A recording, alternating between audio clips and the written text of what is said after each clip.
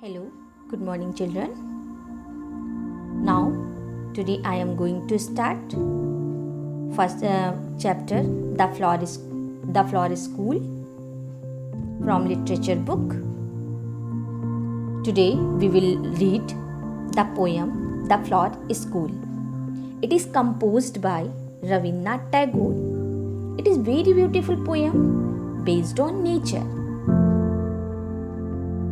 टैगोर, जो टैगोर जी का नाम आपने पहले भी सुना होगा, रविन्द्रनाथ टैगोर का, जो टैगोर जी हैं, उन्होंने इस पोयम को अपनी मदर की याद में लिखा है। इसका मतलब ये है कि कुछ ही दिन पहले उनकी माँ की डेथ हुई थी और ये पोयम उनको डेडिकेटेड है। स्टूडेंट्स, ये पोयम का जो स्पीकर है, जो पोयम बोलता है, वो एक छोटा सा बच्चा है जो कि अपनी माँ से बात कर रहा है। इस पोयम को थर्ड पर्सन के नैरेटिव स्टाइल में लिखा गया है। पोयम स्टार्ट करने से पहले हम इसके पोएट के बारे में जान लेते हैं। इस पोयम को रविन्द्रनाथ जी ने लिखा है। इस पोयम को रविन्द्रनाथ जी ने लिखा है, जो कि एक बंगाली पोएट थे। ही वॉज बोर्न ऑन 7 मई 1861 इन कोलकाता, यानी उनका बर्थ कोलकाता में हुआ था और उनकी डेथ हुई थी 7 अगस्त 1941 में। इनका पेन नेम था भानु सिंह ठाकुर और इन्हें गुरुदेव के नाम से भी जानते हैं। लिटरेचर में नोबेल प्राइज जीतने वाले ये पहले एशियन थे। इनको ये नोबेल प्राइज गीतांजलि के लिए ही मिला था। स्टूडेंट्स, टाइटल को पढ़कर आपको बहुत अजीब लग रहा होगा कि क्या फ्लावर भी स्कूल जाते हैं। इसका मीनिंग क्या है? चलो इसको जानने के लिए हम पहले पोयम स्टार्ट करते हैं। Let's start. देखिए, जो यहाँ पे पोयम है, When storms cloud rumble in the sky and June shower come down, the moist east wind comes marching over the heath to blow its bagpipes amongst the bamboos. अब देखिए यहाँ पे storm का मतलब क्या है? स्टॉर्म का मतलब है आंधी, क्लाउड का मतलब है बादल, यानी जो बादल गरजते हैं, जो गरजने का टाइम है, एक डीप गड़गड़ाहट साउंड होता है जिसको हम रंबल कहते हैं। और मानसून को जून शॉवर बोलते हैं। और मॉइस्ट का मतलब है स्लाइटली वेट, यानी नम। और जो पूरब से हवा आती है उसे ईस्ट विंड बोला गया है। और जो मार्चिंग का मतलब है यहाँ पे walking with regular step. Heath का मतलब है अ लार्ज ओपन एरिया। बैकपाइप्स एक म्यूजिकल इंस्ट्रूमेंट है। और बम्बू का मतलब है बांस, यानी यहाँ पे कभी कहता है कि जब आसमान में बादल गरजते हैं और जून के मंथ में जब बारिश होती है, यहाँ पर पोएट कहते हैं कि मॉइस्ट ईस्ट विंड एक खुली जगह के ऊपर से बहती हुई जब बम्बूस के अंदर बहती है, तब वहाँ से बैकपाइप जैसा साउंड निकलता है। हम अपनी लैंग्वेज में ये भी कह सकते हैं कि मेलोडी साउंड निकलता है जैसे कोई म्यूजिकल इंस्ट्रूमेंट बजा रहा हो। नाउ स्टूडेंट्स, अब हम आते हैं सेकेंड स्टेंजा पे। The clouds of flower come out of a sudden from nobody knows where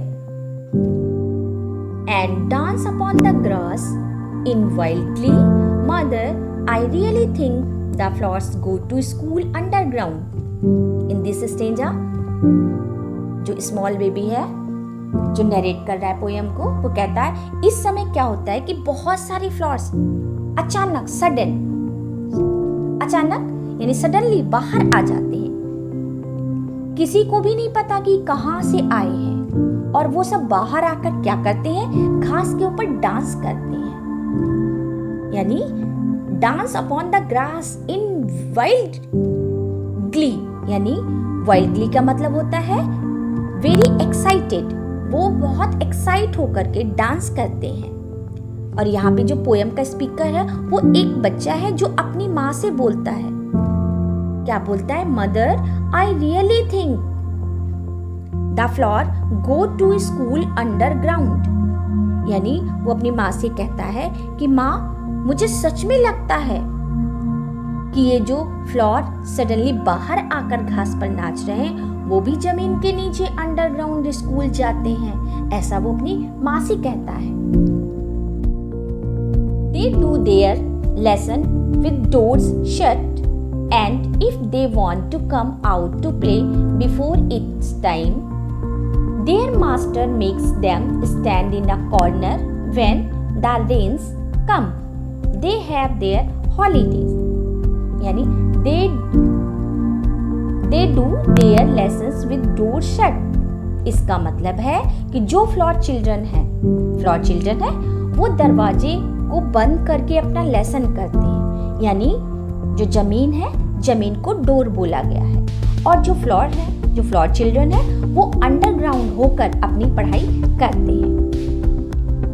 और अगर वो लोग टाइम से पहले बाहर आकर खेलना चाहें तो उनके मास्टर यानी जो टीचर हैं वो उन्हें कॉर्नर में खड़ा कर देते हैं। यानी and if they want to come out to play before its time, अगर वो अपने समय से पहले बाहर आकर खेलना चाहें तो their master makes them stand in a corner.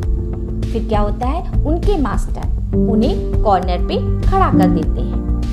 जैसा कि हम लोगों के स्कूल में भी होता है। Children, you know very well, हमारे यहाँ भी अगर हम लोग गलती करते हैं तो टीचर क्या करते हैं, पनिशमेंट देने के लिए उन्हें कोने में खड़ा कर देते हैं, कॉर्नर पे खड़ा कर देते हैं। आपको भी खड़ा किया होगा अगर आपने कोई भी प्रॉब्लम की होगी क्लास में। तो वो भी बच्चा ऐसा ही सोचता है कि फूलों के स्कूल में ऐसा ही होता होगा, और जब बारिश होती है तभी उन लोगों को छुट्टी मिलती है। यानी when the rains come they have their holidays। यानी जब क्या होता है, जब बारिश होती तो हो सकता है उन लोगों को भी छुट्टी मिलती हो। तभी वो लोग क्या करते हैं, बाहर आते हैं। ऐसा वो बच्चा सोचता है कि उन लोगों को भी छुट्टी मिलती, तभी वो लोग बाहर आ सकते हैं और खेल सकते हैं। उससे पहले अगर वो निकलना चाहें तो उन्हें पनिशमेंट मिलती है। ऐसा उस बच्चे की सोच में होता है।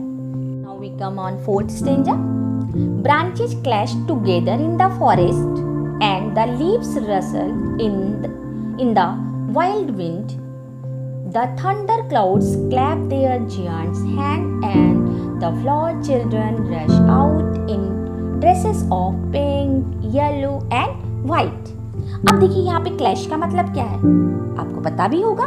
क्लैश का मतलब है हिट अगेंस्ट वन अनदर, मतलब कि जो डालियां हैं वो फॉरेस्ट में जब बारिश होती तो एक दूसरे से टकराती हैं। ब्रांचेस क्लैश यानी टकराती है एक दूसरे से फॉरेस्ट में।